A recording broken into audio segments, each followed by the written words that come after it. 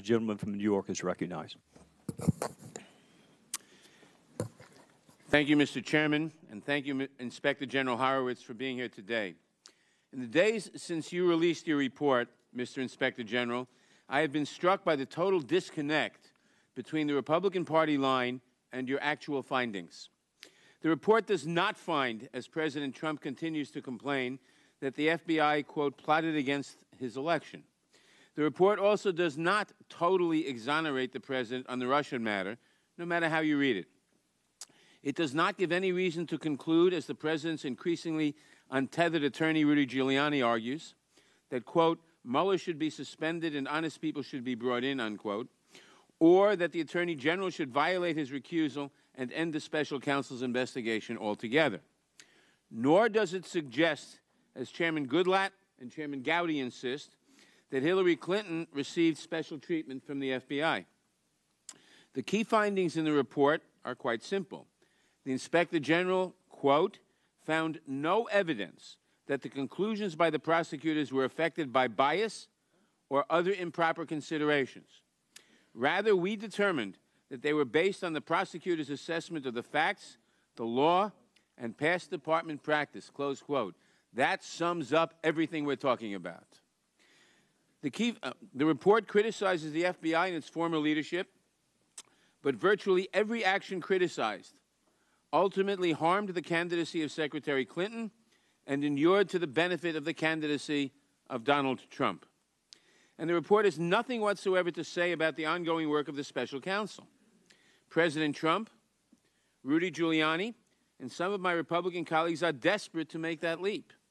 Who wouldn't be in their position, with 23 indictments and the President's campaign manager in jail? But their argument is based on innuendo and not on the facts, and certainly not on this report. Now, I am not shy about my criticism of the former FBI director.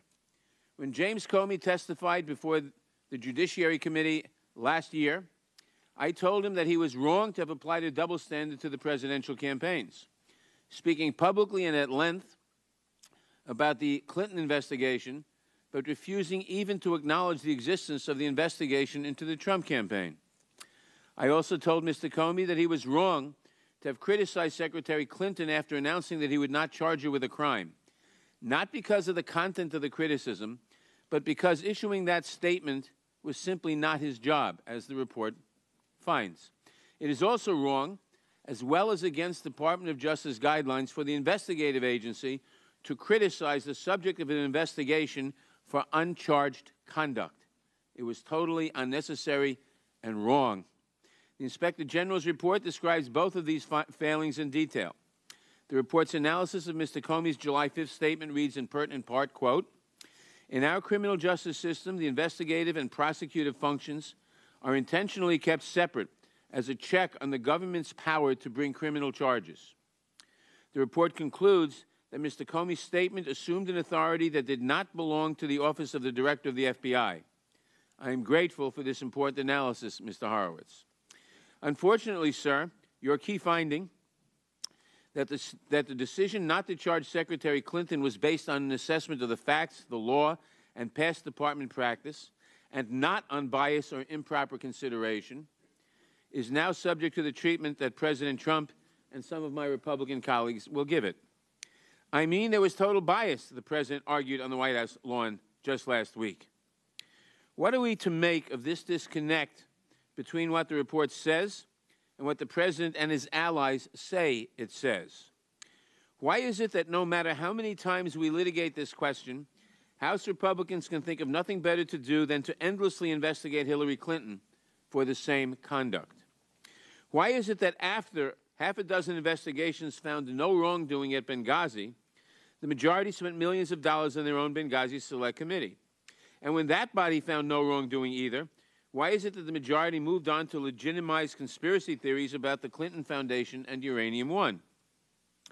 Why is it that after the Department of Justice and the FBI concluded it should not charge Secretary Clinton with a crime, rather than accepting the conclusion, as we would in most criminal cases, the Judiciary and Oversight majorities launched an investigation into the Department of Justice and the FBI?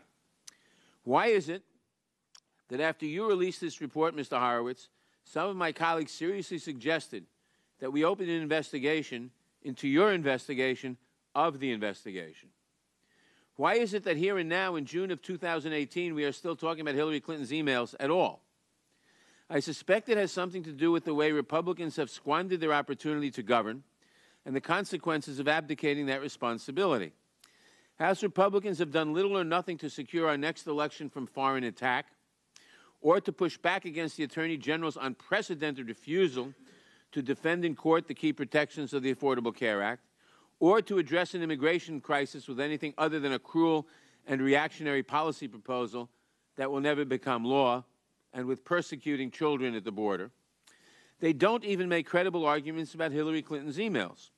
I suspect that if the majority were actually motivated by the sensitivity of classified information in the Clinton case, they would have also said something by now about the highly sensitive Israeli operation revealed to Russian officials by President Trump, or about the way the President handles classified documents at Mar-a-Lago, or about the confidential human source whose identity was exposed recently while our colleagues tried to force the Deputy Attorney General to reveal his identity, or about the totally inappropriate, if not outright unlawful, dangling of pardons by the President and his attorney to those accused of participating in a conspiracy against the United States.